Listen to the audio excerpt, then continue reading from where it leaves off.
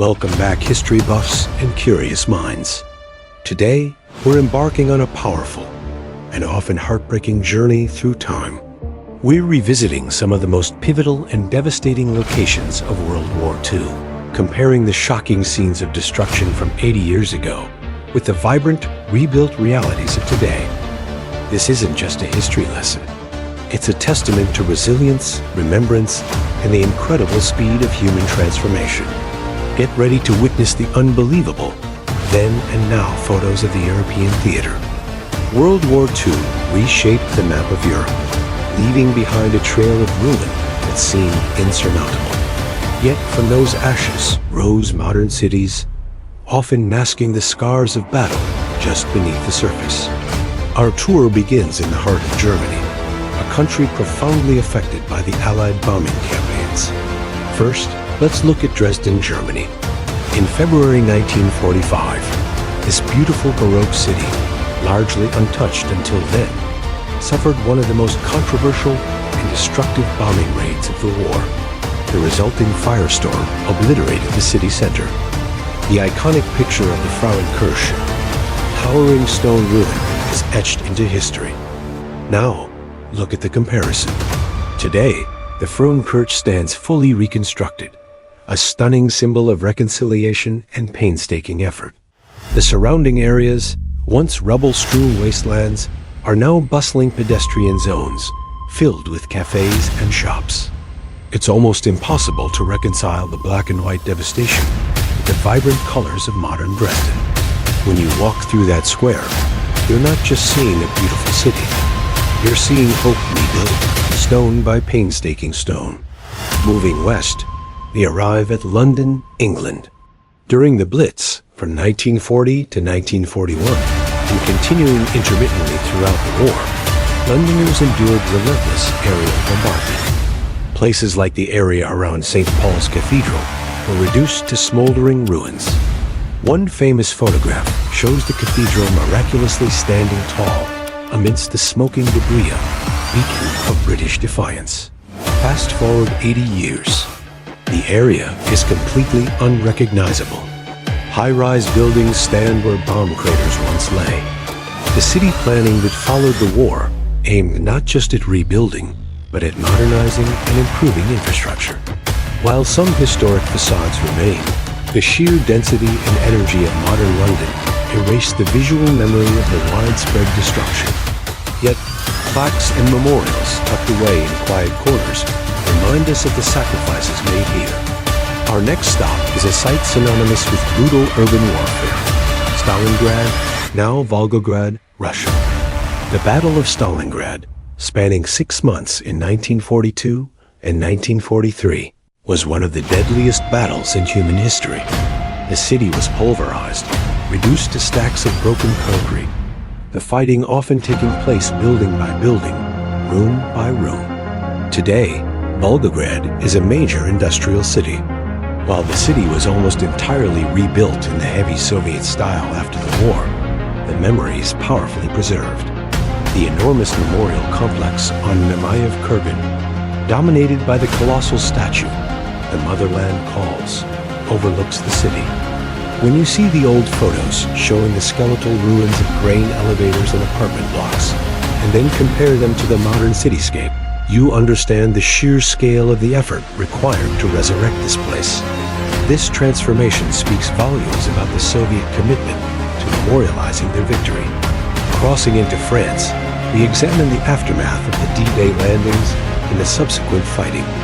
Let's focus on Saint-Lô, Normandy. Following the invasion, Saint-Lô became a strategic choke point and was virtually leveled by Allied bombing aimed at breaking German defenses. It was infamously dubbed the capital of ruins. Almost 95% of the city was destroyed. Look at Saint-Lô today. It's a thriving regional center. Like many heavily damaged French towns, the reconstruction was deliberate, honoring historical street layouts while creating more functional, modern architecture. The old photos show mountains of rubble filling the streets, while the modern images show clean, orderly streets and functional buildings. The contrast is jarring. reminding us that every pleasant street corner in these towns was literally pulled out of the dirt and destruction. The commitment to rebuilding life here was absolute. Next, we travel south to Monte, Cassino, Italy. This wasn't a city, but a strategic hilltop monastery that overlooked the road to Rome. In early 1944, the Allies, mistakenly believing the Germans were using it as an observation post, bombed the ancient Benedictine monastery into oblivion. The devastation was complete. The reconstruction of the Monte Cassino Abbey is perhaps the most faithful and moving example of post-war restoration. Using original plans and salvaged materials where possible, the monastery was rebuilt exactly as it was before the war, adhering to the motto, "Where it was as it was." The then photo shows a barren, broken peak, while the now photo shows a magnificent, tranquil structure standing proud against the sky. The difference between the ruin and the resurrection is almost miraculous. It serves as a stark reminder, not only of destruction, but of the incredible cultural value that humanity fought to preserve or restore. Now let's look at the heart of resistance and eventual destruction, Warsaw, Poland. Following the 1944 Warsaw Uprising, the Germans systematically demolished the city in retaliation. They used demolition experts to ensure almost every significant building, particularly in the historic Old Town, was reduced to a shell. The destruction was deliberate and horrifyingly effective, reaching nearly 85% of the city's structure. What you see in modern Warsaw, especially the UNESCO World Heritage Site of the Old Town, is a stunning achievement of historical reconstruction. The Polish people committed to rebuilding the Old Town meticulously, using paintings and detailed plans from before the war. The then images show ghostly, skeletal remains of walls and roofs. The now images show colorful, lively squares and meticulously rendered facades. Walking through Warsaw's Old Town today, you are walking through a living museum of resilience. It is a profound statement that history cannot be erased by violence. Finally, we turn our attention to the symbolic seat of the Nazi regime, Berlin, Germany. The Battle of Berlin in April and May 1945 left the Reich Chancellery, the Reichstag, and large parts of the city center in ruins.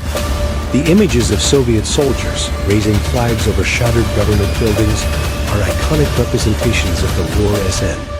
Today's Berlin is a vibrant global capital, bearing little resemblance to the rubble piles of 1945. The area around the Brandenburg Gate and the Reichstag, now housed in a stunning modern glass dome, is a hub of political and cultural activity. While the scars of the Cold War division are more famous now, the sheer scale of the wartime destruction is often forgotten. Looking at the then and now, photos of Potsdamer Platz, once a wasteland bisected by the Berlin Wall, you see one of Europe's most successful urban redevelopment projects, transforming ruins into high-tech commercial centers. The transition from the battlefield to the modern city is a powerful narrative. These comparisons are more than just architectural history. They reveal the deep human instinct to not only survive, but to restore, rebuild, and remember. The buildings standing today are physical manifestations of the democratic and peaceful societies that emerged from the shadow of the war. As we conclude this visual journey, it's vital to recognize that while these cities have been physically transformed, the lessons of that era remain critically important. The rebuilding of Europe was a monumental task, fueled by determination and supported by immense international cooperation. Every colorful brick and clean street we see today stands upon the groundwork of tragedy and subsequent human endeavor. What do you think is the most dramatic transformation we've looked at today? Let me know in the comments below.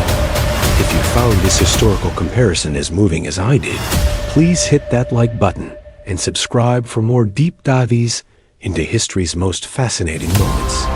Your support helps us keep bringing these stories to light. Thanks for watching, and I'll see you in the next video.